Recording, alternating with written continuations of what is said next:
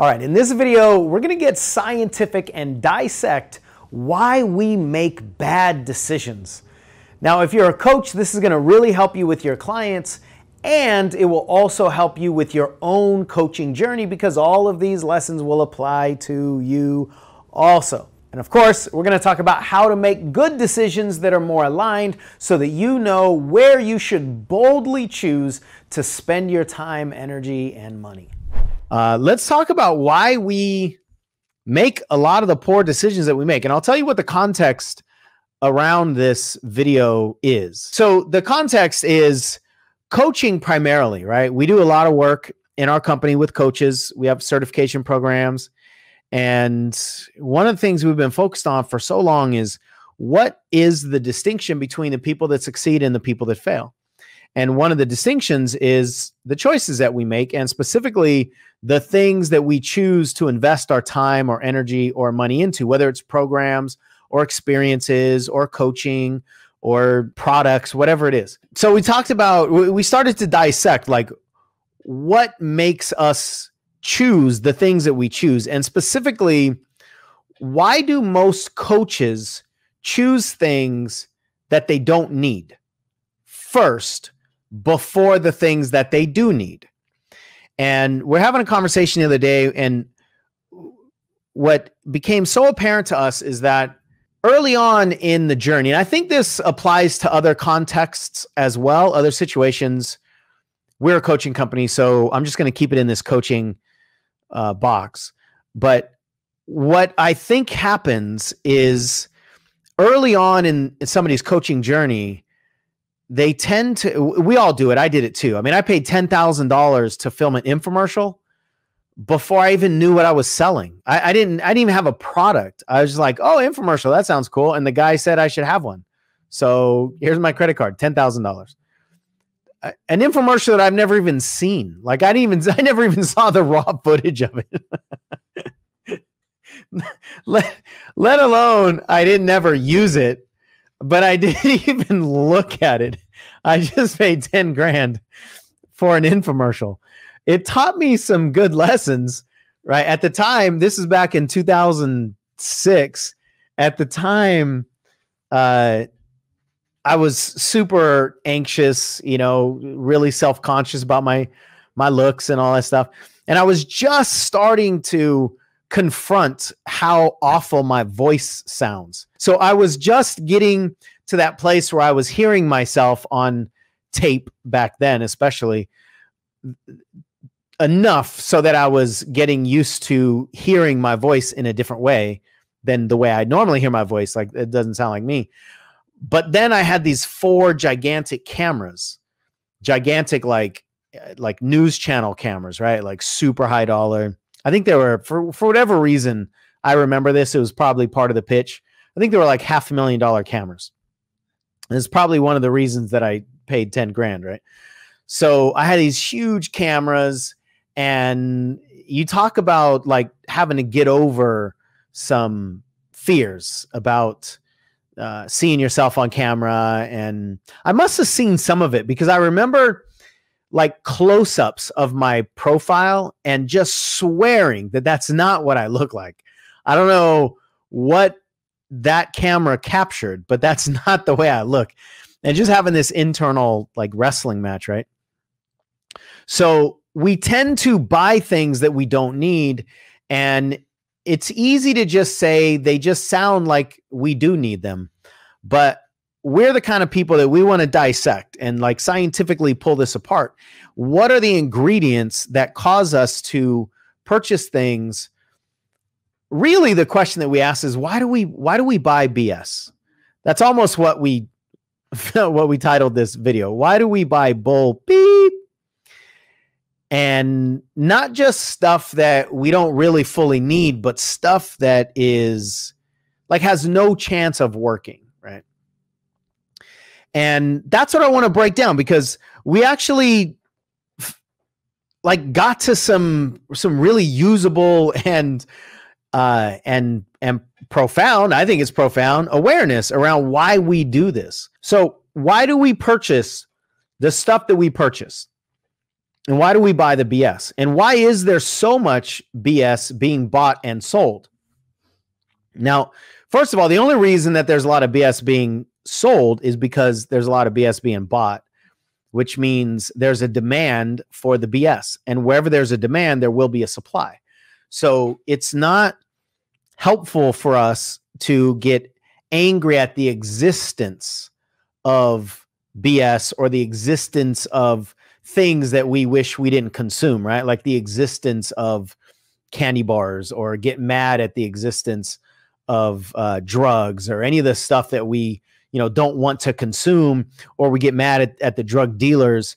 We're never going to do anything with the drug problem by continuing to punish drug dealers, because there will always be a dealer that creates the supply because there's a demand. So if we really want to take a look at why we do the things that we do, we have to explore the demand. Why do we demand certain things? Why do we demand certain things of us? Why do we demand certain things of other people? What are we demanding that we need? And that's what will determine what gets sold to us. So what we realized just the other day, and I think it's absolutely true. I'd love to know if you think it's true or not, or if you disagree, that's cool too.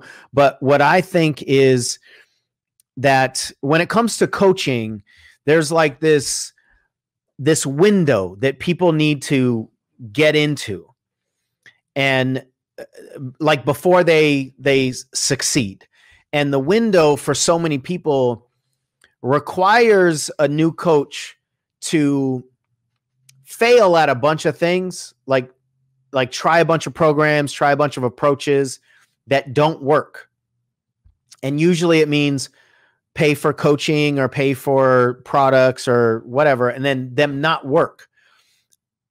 And then there's this line where people finally go, okay, the things that I'm doing are not working, so maybe I should do that other thing. Maybe I should actually listen to the internal whisper and do whatever work I'm resisting. But and that's when people will surrender. But a lot of times, by the time that somebody gets to that place that says, okay, I'm going to surrender, they're out of resources. Sometimes they're out of money, or worse than that, they're out of hope that anything can actually change. So there's like this window where people require enough failure to the point where they're willing to surrender, but hopefully they still have hope and resources to continue to invest their time or energy or money into. And I think the majority of people that fail in coaching, and again, I think this will apply to so many different industries, I think the majority of people that fail just never make it past that point, or when they do make it past that point, they got no more resources. They're out of money, or they've convinced themselves that everything they try is going to fail because all of these wrong things they tried failed. So then the question becomes, why do we choose these wrong things? And I think most of the time we know that they're wrong. We know that they really, truly won't help. They won't change the game, or they're not the actual thing that we want, but we still choose them anyway. Or not that we want, that we need. I think there's an internal knowing that this is probably not going to work, but we choose them anyway. And one of the reasons I believe is that it's actually safer to invest in and commit to things that we know won't work.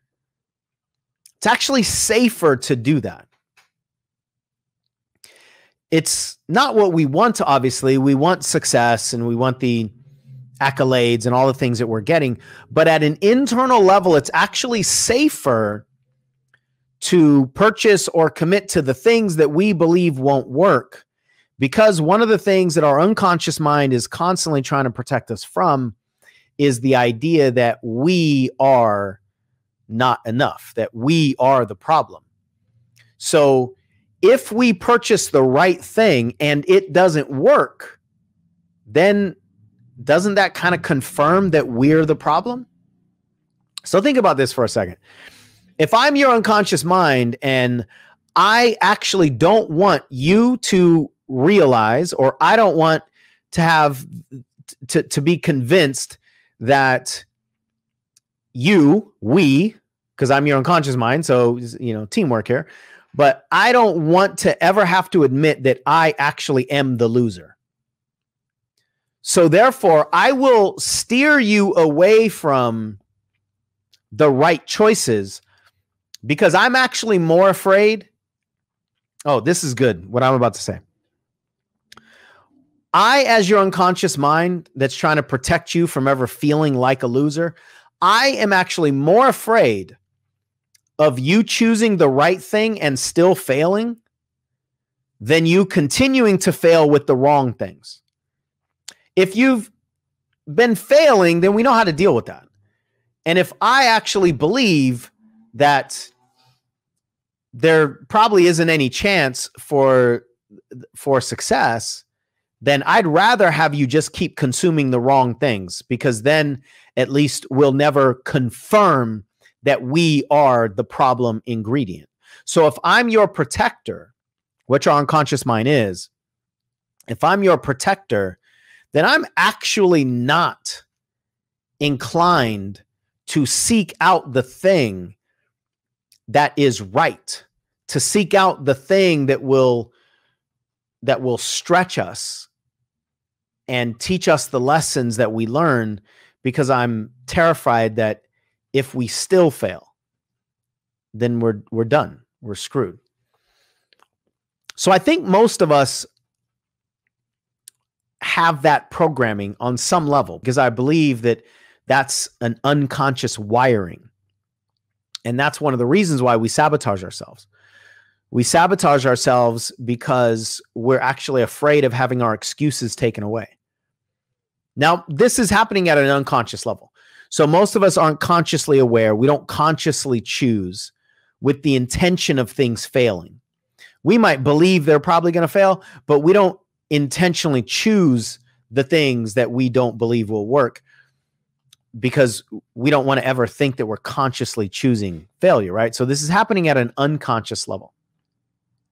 But if you want to make it conscious, if you want to change the pattern, then you got to pull it apart and understand what drives us to keep choosing the things that won't work for us, and what drives us to keep ourselves distracted from the things that will actually work. I mean, think about it, you guys.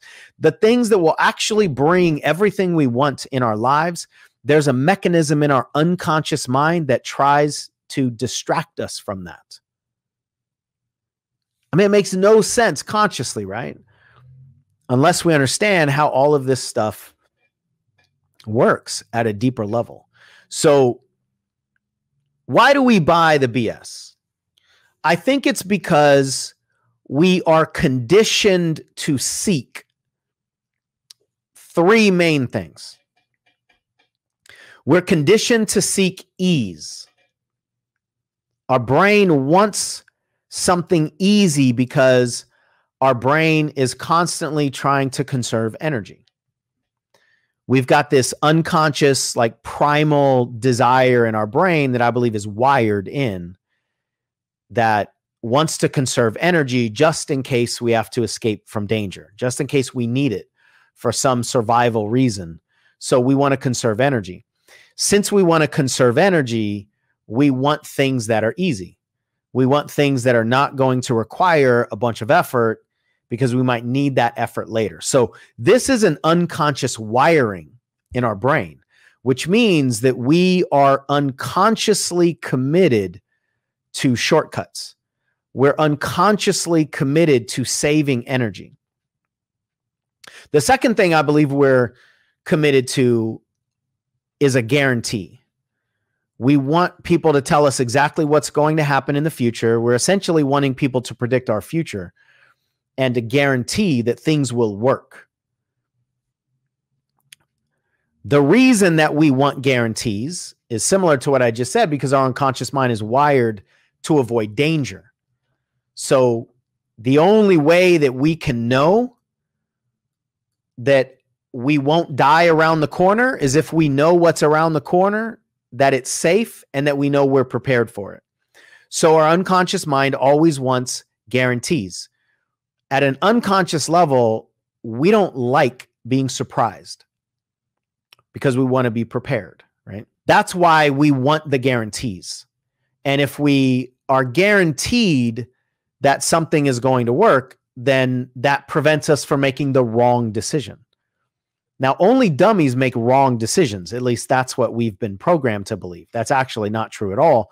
But that's how we're programmed to believe, especially the piece of us that wants to avoid failure, wants to not waste money, etc. So because we're afraid of making the wrong choice, we want somebody to guarantee for us what the right choice will be. I think we also want other people to make that choice for us, because then if it doesn't work, it's their fault. They're the ones that told us we should do this. So as long as we're not making committed choices, then we ultimately won't take fault for the choice. We could find fault in choosing to buy the thing, but what I'm trying to explain is the reason why we actually do want people to tell us what to do, especially if they're going to give us a guarantee. And then the third thing is a word that I don't think I've used before in this context for sure. It's obtainment. What are we trying to obtain? What are we trying to get? What are we trying to gather? What are we trying to collect? What are we searching for that's tangible and measurable? And sometimes that's in the form of rewards. We want to get money. We want to get prestige. We want to get status. Sometimes it's in the form of the process. If I can obtain the right process, then I can succeed, because clearly I don't know the process and I'm not smart enough. But if somebody else can solve this problem for me and they can give me the right process with the guarantee and it's going to be easy, then that sounds really good. So those three things are what our unconscious brain is actually wired to seek out. We crave that. We desire that. So if you think about so many of the programs that we buy that end up not working for us, it's probably a pretty strong combination of those three things, wouldn't you say? It's easy. Anybody could do it. You don't have to really work hard at all.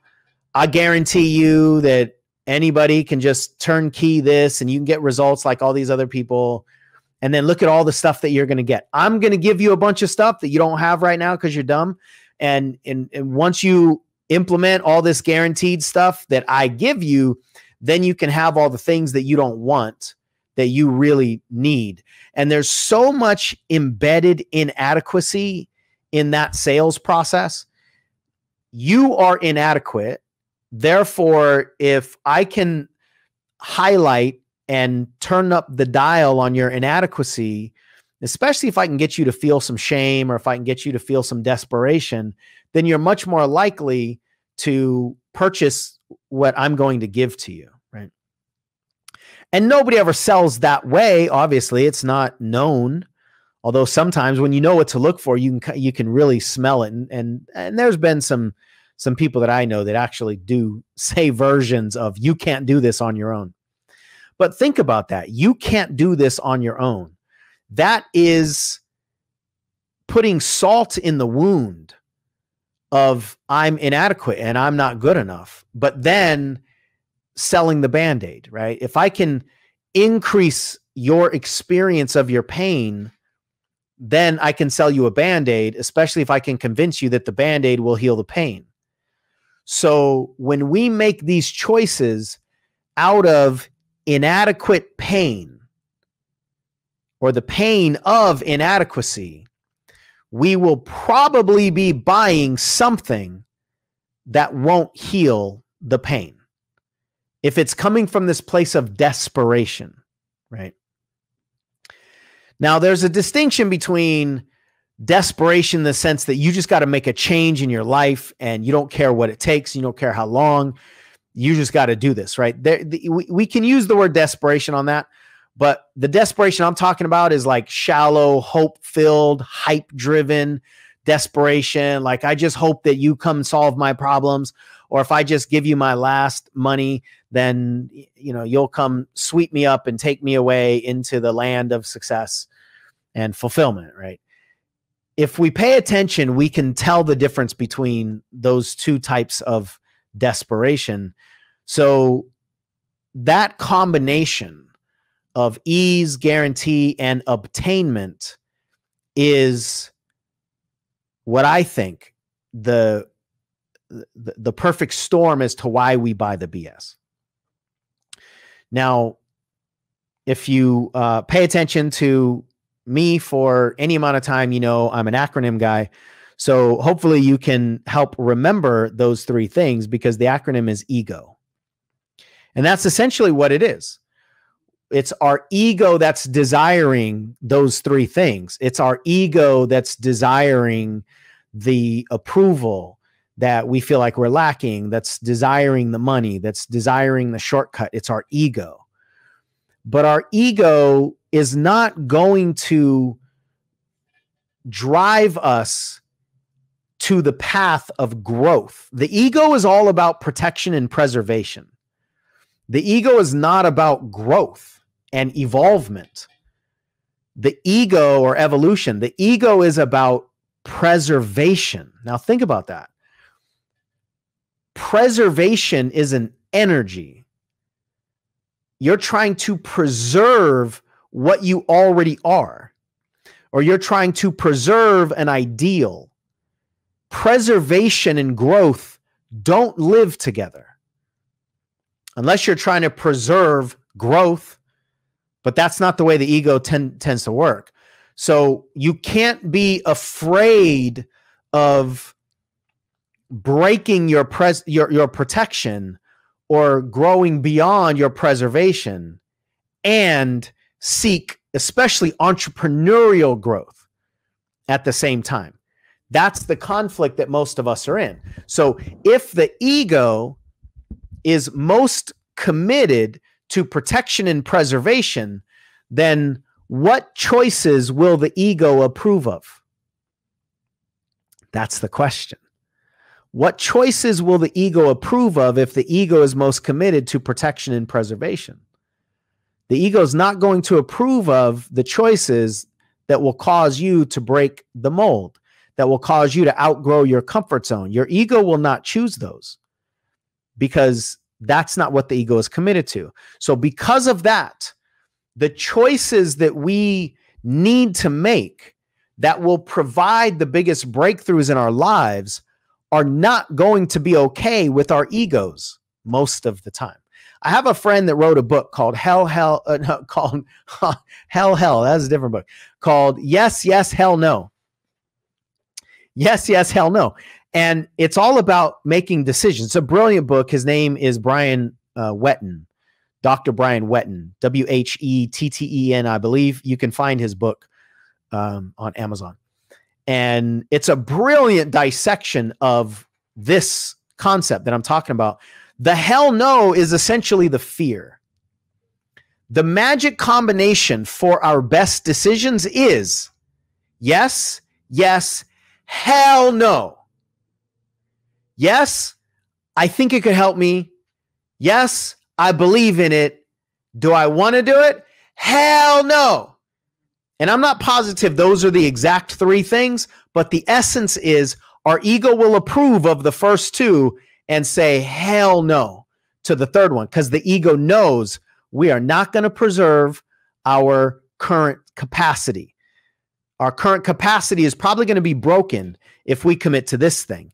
And we don't like to break our current capacity, but our heart knows that's what we need to grow beyond the fishbowl that's restricting us right now. So it's the heart that is screaming and the ego that's saying, hell no. It's our confrontation with our fears that is a requirement of our biggest and most bold decisions. But most of us have been programmed to avoid our fears. We've been programmed to avoid our discomfort. That's why the hell no convinces most of us to not go on that path, to not purchase that thing. but will convince us that the yes, yes, yes decisions, which probably won't grow us at all because they don't produce any fear, and growing beyond our comfort zone will produce fear. So when we make our buying decisions according to the things that don't produce fear, they also won't produce growth. So what are we going to make our choices around? The things that will grow us or the things that will preserve us? The preservation decisions will sound like yes, yes, yes. The growth decisions will sound like yes, yes, hell no. And what I've learned is that those hell no moments are what we need. Those hell no moments are revealing a lesson that we need to learn. It's the lack of that lesson that we need that produces the hell no. It produces the emotional resistance, but it's revealing that we need that thing. That's the only reason why it's coming up for us right now. So if you want to grow a coaching business, let's say, and one of the things you want to do, or you know that you should do to build your exposure, to build your brand is videos, let's say, and you have the hell no response to videos, most of you, I say most of you, I still have this, but it doesn't run my life the way it used to in any way. So I'm saying most of you, and I'm specifically teaching to those of you that feel like, you should be doing more, but you just can't get yourself over that resistance. Those hell no moments are convincing you that you shouldn't do it. And I want you to start to consider it's the exact opposite. The hell no moment is revealing to you that you must. That's why it's a hell no moment. So the reason that most of us buy the stuff that isn't what we really need, it's not what's going to really truly move the needle until we hit a certain point in our journey that we just recognize that all those poor buying decisions didn't get us anywhere. So now we're actually going to finally look in the mirror. We're going to finally do something that, we've been resisting, but we know is the right thing to do. It's because those choices are going to keep us safe. Those choices are going to preserve our current capacity, our current perspective. So those are the safe choices, and that's why they're the wrong choices. But we think the safe choices are the right choices because we are wired and we've been programmed that the avoidance of risk is right. That's the right way to live life. And if you're programmed and wired to avoid risk, I'm going to say this with all love and advocacy, please don't try to build a business because you just can't. You cannot build a business while avoiding risk. It's impossible. There's an energy of being an entrepreneur or not being an entrepreneur, but there's an energy in the essence of entrepreneurship that requires risk. So if you are completely risk averse, you can't get yourself to challenge risk, then you just can't play entrepreneur. You just can't do it because you can't win that way. So you have to make the internal change. And hopefully this dissection of why we make the choices that we make will help you do that. One final thing, I'm not going to dive too far into this in this video because I want to do it in a deeper way. So I'll do it in another video, another time, is that the choices that are going to grow us are going to be focused on us personally. The choices that are going to restrict us are going to be the things that are not, well, I mean, the opposite of that, right? Not going to grow us personally, but they're going to protect us personally. Like they're going to protect us from our personal inadequacies. And that's another way that you can tell this is probably not going to be the right thing. It's not going to be stable because it's helping me avoid my fears. Anything that's going to help you avoid the fears that are required on the path that has the outcome that you want is not the way to go. Let me say that one more time, then I'm going to end this video. If you want a certain outcome and it's on the opposite side of a path, and that path requires fear, and you are presented with an opportunity to avoid the fears that are required on the path that leads to what you want, that should be a no. Because you know at a deeper level, this is the avoidance of something required. Anytime you catch that you're trying to avoid something required, you're trying to hop over something required, or you're trying to be the first person that won't require something required, you're on the wrong path. That can only lead to more preservation. And while your ego wants preservation,